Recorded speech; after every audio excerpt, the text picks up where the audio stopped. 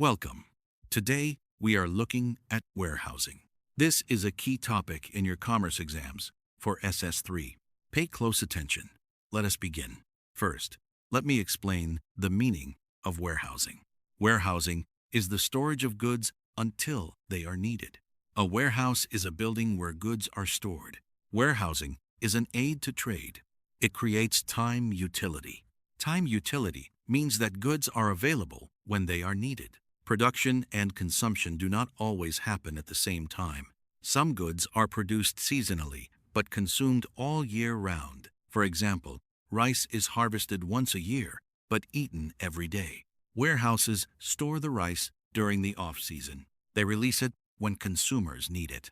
Without warehousing, goods would spoil or become scarce. Warehouses also provide other services.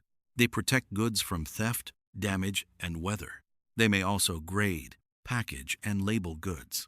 Warehousing is essential for agriculture, manufacturing, and retail. Now let me explain the functions of warehousing. Warehouses perform several important functions. First, storage. This is the primary function.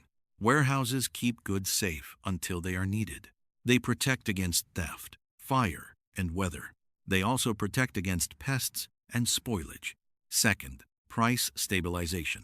Warehouses release goods when demand is high. This prevents shortages and price spikes. They store goods when supply is high. This prevents gluts and price crashes. Third, time utility. Warehouses make goods available when consumers need them. Fourth, financing. Warehouse receipts can be used as collateral for loans. A business can store its goods and then borrow money against them. Fifth, grading and packaging. Some warehouses sort goods by quality. They may also repackage goods into smaller units. Sixth, transportation. Some warehouses are located near ports, railways, or highways. They can load goods directly onto trucks, trains, or ships. Seventh, consolidation. Warehouses combine small shipments from different suppliers into larger shipments. This reduces transport costs. Eighth, breaking bulk. Warehouses receive large shipments and break them into smaller units for retailers. Ninth, processing. Some warehouses perform light processing like labeling, assembly, or customization. 10th, information. Warehouses track inventory levels. They provide data to suppliers and retailers. Now let me explain the types of warehouses. Warehouses are classified into several types. Private warehouses are owned by manufacturers, wholesalers, or retailers. They are used only for the owner's goods. Examples include a car manufacturer's storage yard or a supermarket chain's distribution center. Private warehouses offer control and customization. However, they are expensive to build and maintain. They may sit empty during slow seasons. Public warehouses are owned by independent companies. They rent space to any business. Public warehouses are convenient for seasonal goods. A business only pays for the space it uses. Public warehouses also offer services like packaging, labeling, and shipping. Bonded warehouses are licensed by the government to store imported goods before customs duties are paid.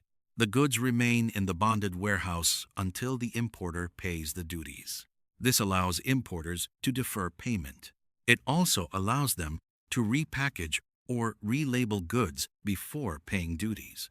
Bonded warehouses are usually located in ports or near borders. Cold storage warehouses are refrigerated. They store perishable goods like meat, fish, dairy, fruits, and vegetables. Cold storage warehouses have different temperature zones. Some are chilled, some are frozen. They are essential for the food industry. Distribution centers are specialized warehouses. They receive goods from many suppliers. They sort, store, and repack the goods. They ship them to retailers. Distribution centers are the backbone of modern supply chains. Companies like Amazon and Walmart operate huge distribution centers. Government warehouses are owned by the government. They store food reserves, strategic materials, and disaster relief supplies. Examples include silos for grain and depots for emergency supplies. Cooperative warehouses are owned by cooperative societies. Members store their goods in the warehouse.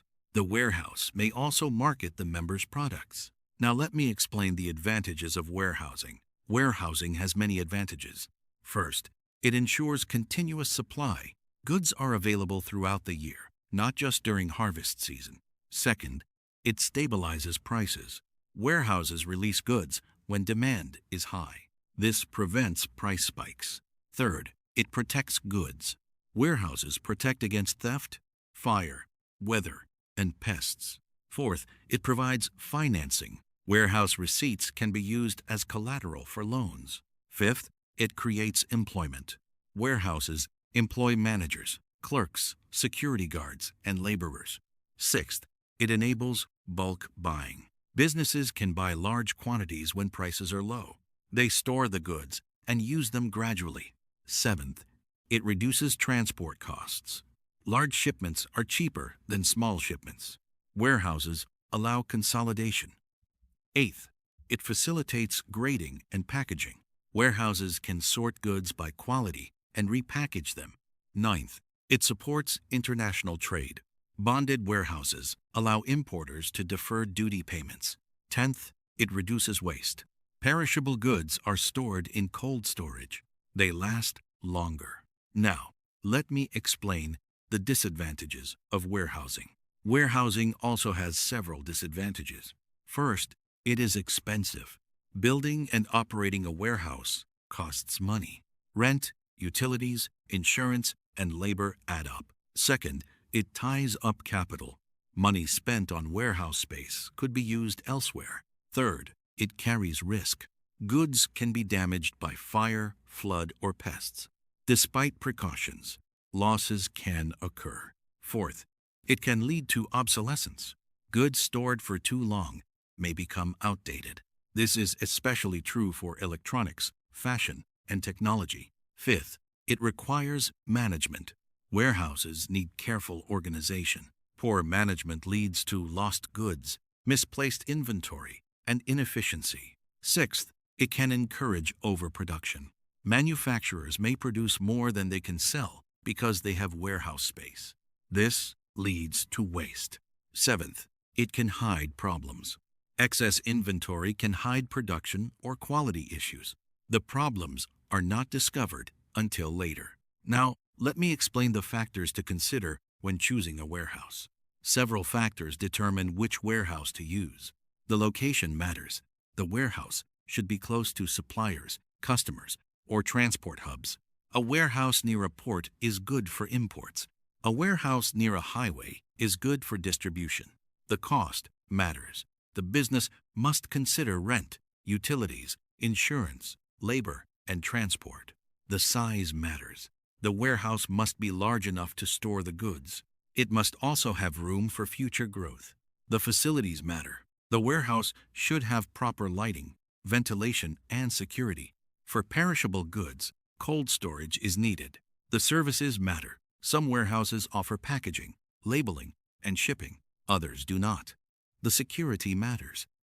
The warehouse must have security guards, cameras, and alarms. It must protect against theft and vandalism. The insurance matters. The warehouse should have insurance to cover fire, flood, and theft. The business should also insure its own goods. The reputation matters. Choose a warehouse with a good reputation for honesty and reliability. Now let me explain the importance of warehousing in the economy. Warehousing is important for the economy. First, it supports agriculture. Farmers can store their crops after harvest. They can sell when prices are higher. This increases their income. Second, it supports manufacturing. Factories can store raw materials and finished goods. This allows them to produce continuously. Third, it supports trade. Warehouses enable goods to be stored at ports and borders. This facilitates imports and exports. Fourth, it stabilizes prices. Warehouses prevent shortages and gluts. This keeps prices stable. Fifth, it creates jobs. Warehouses employ many people. Sixth, it reduces waste. Storing perishable goods in cold storage reduces spoilage. Seventh, it supports emergency response. Governments store food, medicine, and supplies in warehouses. They can respond quickly to disasters. A common exam question asks you to define warehousing and state its functions. Here is a sample answer. Warehousing is the storage of goods until they are needed.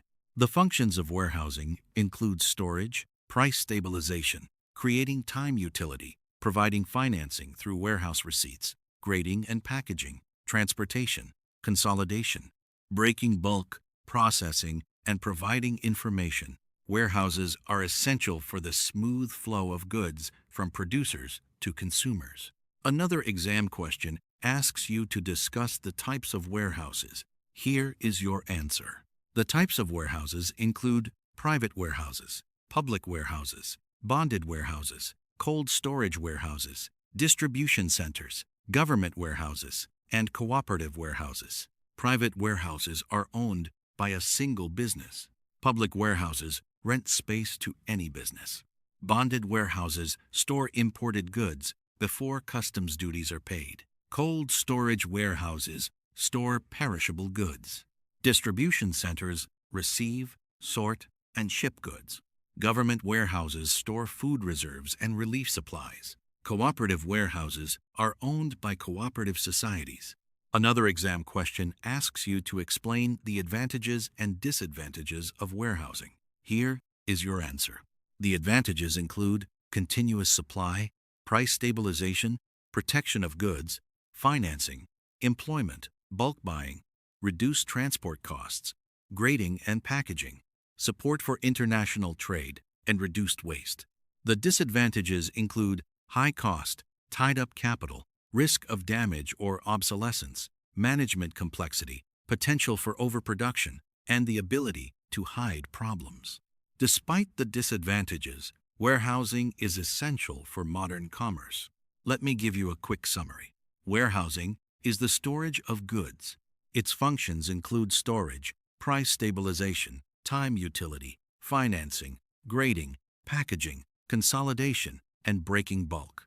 Types include private, public, bonded, cold storage, distribution centers, government, and cooperative warehouses.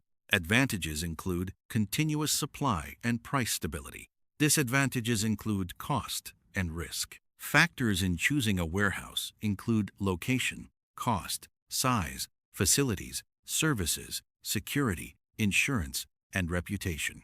Keep reviewing, keep practicing. See you in the next topic.